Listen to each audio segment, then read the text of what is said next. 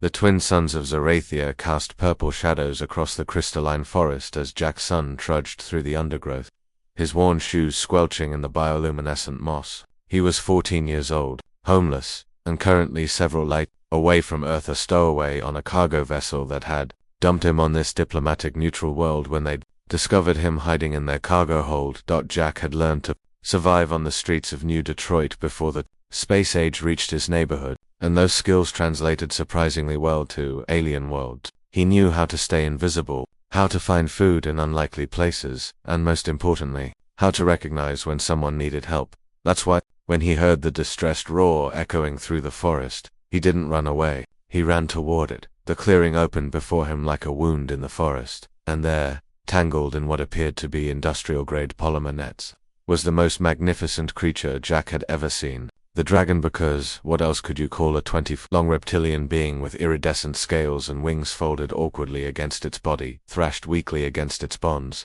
Its scales shimmered with colors that had no names in human languages.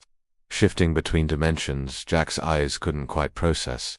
"Hold still," Jack called out, approaching cautiously. "You're making it worse." The dragon's massive head swiveled toward him, golden eyes wide with a mixture of pain and surprise. When it spoke, its voice resonated directly in Jack's mind, bypassing the need for translation. "Human child, you should run. Poachers set this trap. They will return." "Then we don't have much time," Jack replied, pulling out the plasma cutter he'd stolen from the spaceport, a tool that had helped him survive countless times. "I said hold still." The dragon, whose name, Jack would later learn, was Elsa, High Diplomat of the Draconian Confederacy, watched in stunned silence as this small, dirty human boy began methodically cutting through bonds that had been designed to hold creatures far stronger than himself. Jack worked with the practiced efficiency of someone who'd spent his life solving problems with limited resources and even less time. "Why are you helping me?" Elsa asked, her mental voice softer now, tinged with genuine curiosity. "I am not human. My people and yours have no formal alliance. You gain nothing from this risk."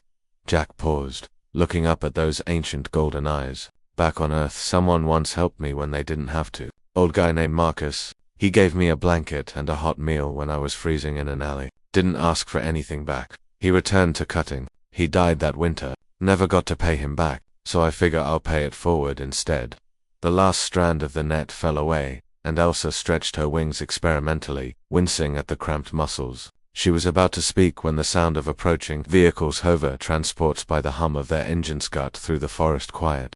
"Poachers," Elsa hissed. "Human child, you must hide." "Jack, my name's Jack's son." He was already moving, grabbing pieces of the cut net. "And I've got a better idea." "Can you fly?" "Not well. My wings are damaged." "Don't need well, just need good enough."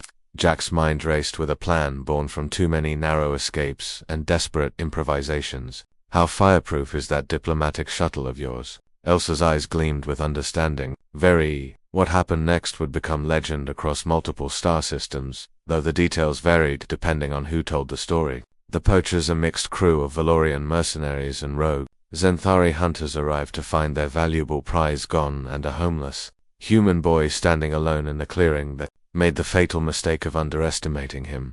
Jack led them on a chase through the crystalline forest, using every trick he'd learned from a lifetime of evading authorities, bullies, and worse. He knew they wanted him alive. Witnesses were bad for business, which gave him the advantage. Meanwhile, Elsa, flying low and painful through the canopy, reached her diplomatic shuttle and activated its distress beacon. The poachers cornered Jack at the edge of a cliff, where the forest gave way to a sheer drop into the luminescent chasm. Their leader, a scarred Valorian named Krex, advanced with a stunner raised. "Stupid human whelp. You cost us a fortune. We'll sell you instead. Human slaves fetch good prices on the Rimworlds."